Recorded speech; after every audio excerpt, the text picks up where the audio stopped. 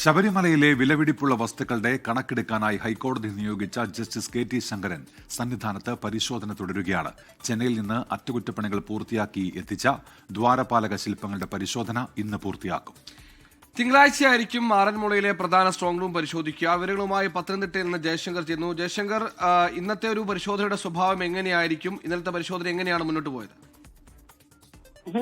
ഇന്ന് 11 മണിയോടുകൂടി തന്നെ വീണ്ടും പരിശോധന ആരംഭിക്കും. ചെന്നൈയിൽ നിന്ന് അറ്റകുറ്റപ്പണികൾ പൂർത്തിയാക്കി കൊണ്ടുവന്ന ദ്വാരപാലക ശില്പങ്ങളായിരിക്കും ഇന്ന് ജസ്റ്റിസ് കെ.ടി. ശങ്കരന്റെ നേതൃത്വത്തിൽ പരിശോധിക്കുക. ഈ ശില്പങ്ങളെ സംബന്ധിച്ചാണ് വലിയ തോതിലുള്ള വിവാദങ്ങളും മറ്റും ഉണ്ടായത്. കാരണം ഉണ്ണികൃഷ്ണൻ പോറ്റി ശില്പം ഡ്യൂപ്ലിക്കേറ്റ് സന്നിധാനത്ത് എത്തിച്ചുൾപ്പെടെയുള്ള ആക്ഷേപങ്ങൾ ഉയർന്ന സാഹചര്യമുണ്ട്. അതുകൊണ്ട് തന്നെ ഈ ശില്പങ്ങളുടെ പരിശോധന, ഇതിന്റെ മൂല്യപരിശോധന, മഹസർ വിവരങ്ങൾ ഉൾപ്പെടെ താരതമ്യപ്പെടുത്തിയുള്ള പരിശോധനയൊക്കെ തന്നെ വളരെ നിർണായകമാണ്. കഴിഞ്ഞ ദിവസം ഈ ശബരിമലയെ ബന്ധപ്പെട്ട മറ്റ് തരത്തിലുള്ള ഉരുപ്പടികളാണ് ജസ്റ്റിസ് കെ.ടി. ശങ്കറിന്റെ നേതൃത്വത്തിൽ പരിശോധിച്ചത്. ഇത് ഏതൊക്കെയാണ് കഴിഞ്ഞ ദിവസം പരിശോധിച്ചത് സംബന്ധിച്ച വിവരങ്ങൾ നിലവിൽ ലഭ്യമല്ല. കാരണം ഹൈക്കോടതിയുടെ നിർദ്ദേശമുള്ളതിനാൽ തന്നെ അതീവ രഹസ്യമായിട്ടാണ് ഈ പരിശോധന നിലവിൽ നടത്തി വരുന്നത്.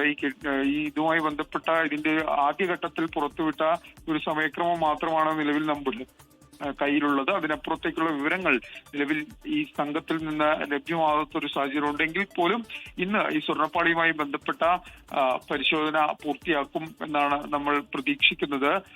ഇന്ന് സന്നിധാനത്തെ പരിശോധന പൂർത്തിയാക്കി നാളെ ആറന്മുളയിലെ പ്രധാന സ്ട്രോങ് റൂമിൽ പരിശോധന നടത്താനാണ് ജസ്റ്റിസ് കെ.ടി. ശങ്കറിന്റെ തീരുമാനം.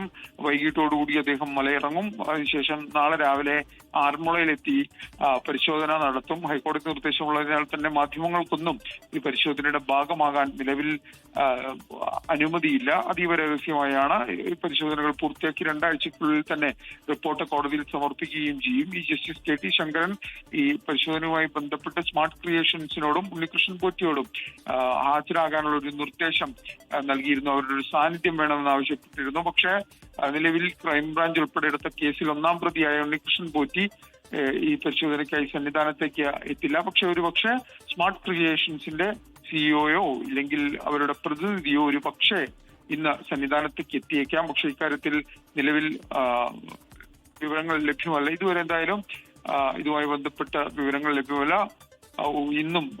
ഇന്നത്തോടുകൂടി സന്നിധാനത്തെ പരിശോധനകൾ പൂർത്തിയാക്കി നാളെ ആറന്മുളയിലായിരിക്കും ജസ്റ്റിസ് കെ.ടി. ശങ്കറിന്റെ നേതൃത്വത്തിലുള്ള പരിശോധന ഉണ്ടാവുക. ദേവസ്വത്തിന്റെ സ്പെഷ്യൽ കമ്മീഷണർ ഇപ്പോൾ ഈ ഇന്നലെ ആരംഭിച്ചതാണല്ലോ. ഇതിനോടകം ഈ കണക്കെടുപ്പുമായി ബന്ധപ്പെട്ട് അത് എവിടെ വരെ എത്തി, അങ്ങനെ എന്തെങ്കിലും വിവരങ്ങൾ ഇപ്പോൾ പുറത്തേക്ക് ലഭ്യമാകുന്നുണ്ടോ ജയശങ്കർ?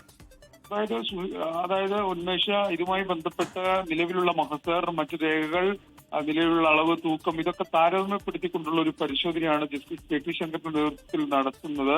സ്മിത്ത് ഉൾപ്പെടെയുള്ള ഉദ്യോഗസ്ഥരുണ്ട്. ഇതുമായി ബന്ധപ്പെട്ട സാങ്കേതിക വിദഗ്ധരെല്ലാം തന്നെ അദ്ദേഹത്തോടൊപ്പം ഉണ്ട്. ഈ ഏത് തരത്തിലാണ് പരിശോധന നടത്തിയത്, എന്തൊക്കെ വസ്തുക്കൾ പരിശോധിച്ചുൾപ്പെടെയുള്ള വിവരങ്ങൾ നിലവിൽ ലഭ്യമല്ല. ഈ ഹൈക്കോടതിയുടെ ഉൾപ്പെടെ നിർദ്ദേശമുള്ളതിനാൽ തന്നെ അതീവ രഹസ്യമാണ് ഈ പരിശോധന. ഈ റിപ്പോർട്ട് കോടതിയിൽ നൽകുമ്പോൾ കൂടുതൽ വിവരങ്ങൾ പുറത്തു വരുമല്ലോ എന്നാണ് ഇതുമായി ബന്ധപ്പെട്ട് ജസ്റ്റിസ് കെ.ടി. ശങ്കറുമായി ബന്ധപ്പെട്ട വൃത്തങ്ങളെ സമീപിക്കുമ്പോൾ അവർ നൽകുന്ന മറുപടി. അതുകൊണ്ട് തന്നെ ഇന്നെന്തായാലും ദ്വാരപാലക ശില്പങ്ങളുടെ പാളികളിൽ പരിശോധന നടത്തുന്ന വിവരം ലഭ്യമാണ്. അതിനപ്പുറത്തേക്ക് ഏതൊക്കെ തരത്തിലുള്ള പരിശോധന എന്നുള്ളതിന്റെ ഇതിന്റെ രഹസ്യ സ്വഭാവം നിലനിർത്തിക്കൊണ്ട് തന്നെയാണ് ജസ്റ്റിസ് കെ.ടി. ശങ്കറിനും സംഘവും സന്നിധാനത്ത് പരിശോധന തുടരുന്നത്. ഉന്മേഷ്, എ.വി. ജയശങ്കറാണ് പത്തനംതിട്ടയിൽ നിന്ന് വിവരങ്ങൾ നൽകിയത്. ലോകത്തെവിടെയായാലും ഏത് സമയത്തും 24 വാർത്തകളും ഓഗ്മെന്റഡ് റിയാലിറ്റി പാക്കേജുകളും എക്സ്പ്ലെയിനറുകളും വിശദമായി കാണാൻ ഞങ്ങളുടെ യൂട്യൂബ് ചാനൽ നിങ്ങൾക്ക് സബ്സ്ക്രൈബ് ചെയ്യാം.